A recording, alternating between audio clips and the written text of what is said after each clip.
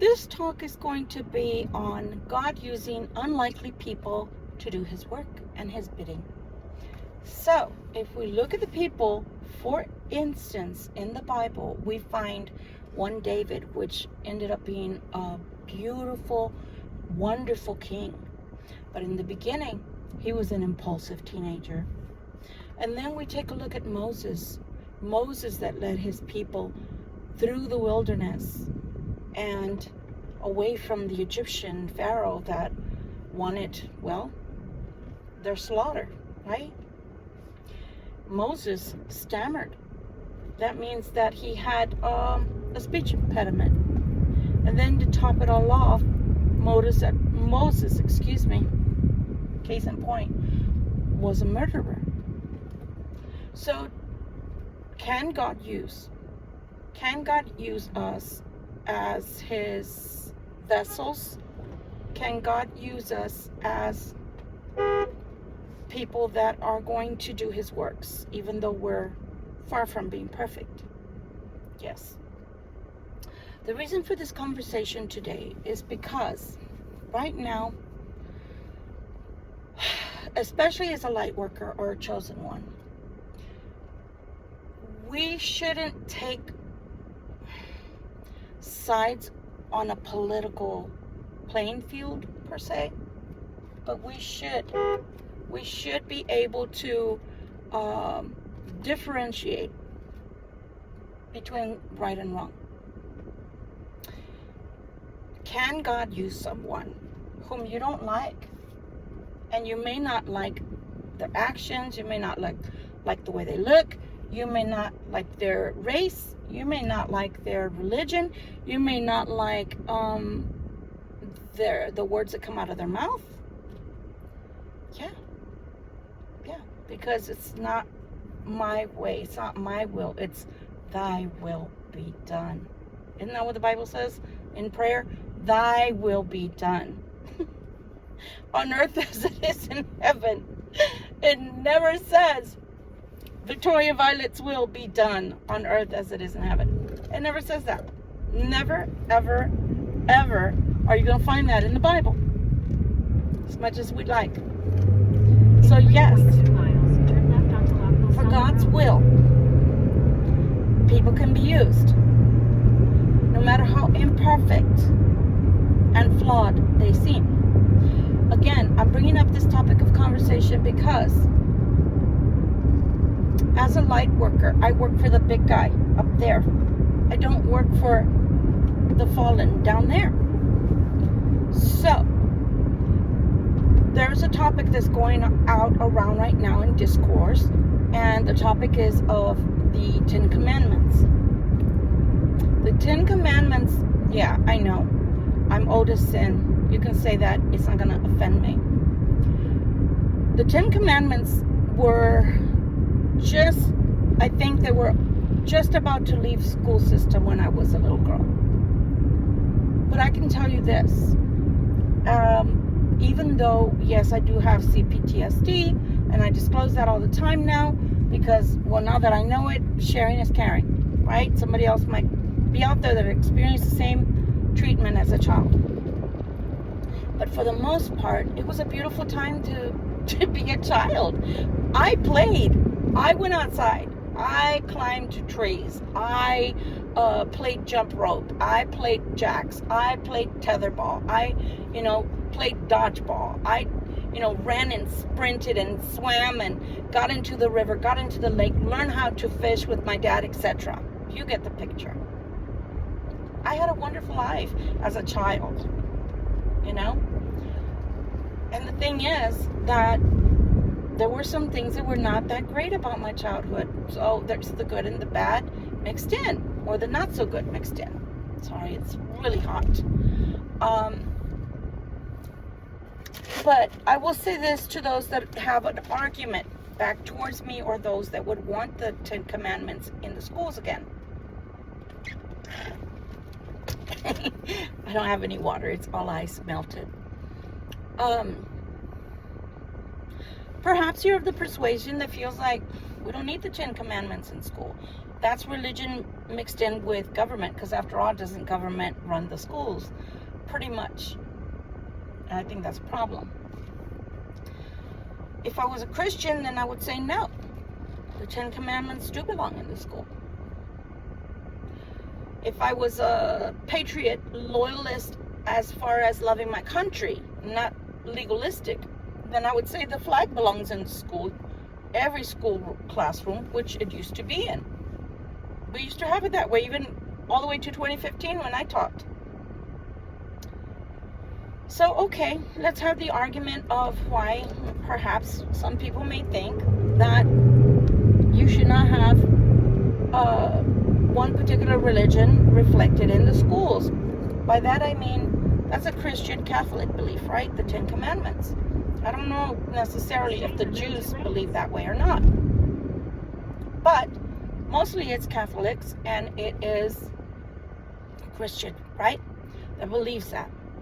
While I don't feel one way or the other about it, I will pose this as an argument or rebuttal. If you say, for example, that religion or the 10 Commandments do not belong in the classroom, then I'm going to say this to you. Okay, I'm going to jump on that bandwagon right with you. Let's go with it. Let's go with that. The 10 Commandments do not belong in the classroom. Okay, I'll buy that for $1. No problem. On the other hand, neither do striptease and porno and these big painted men that dress in drag in front of my baby. Which, okay, you can say, Victoria Violet, you don't have any babies. I did, and I was somebody's baby. And you're somebody's baby. And you'll always, if you have your parents still alive, will always be their baby. And they didn't want that for you. So why is it okay for you to watch porn and inflict that on 3-year-olds, 5-year-olds, 7-year-olds, 8-year-olds, 12-year-olds in elementary schools, middle schools? Why? Why is it okay to do that? You don't want the 10 Commandments? Okay. I'll listen to your argument. Okay, not everybody's of the same persuasion. Not everyone's Christian. Okay, that's a good argument on your part. May or may not be what I believe, but that's a good point to make.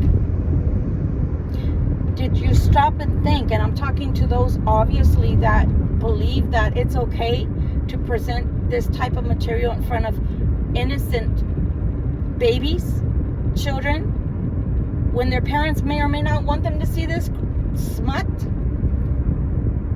You think it's okay for our babies to be seeing all of this? At the next light, turn left. If my kids, which they're not anymore, luckily, and my grandchildren are still of that age, if you don't want your children to be subjected to something godly, what does that tell me about you? That you would prefer to have the children in general, not just yours, the children in general, be subjected to smut, stuff that men and women, mostly men, get addicted to. Porn. Look at the statistics. You don't have to believe me.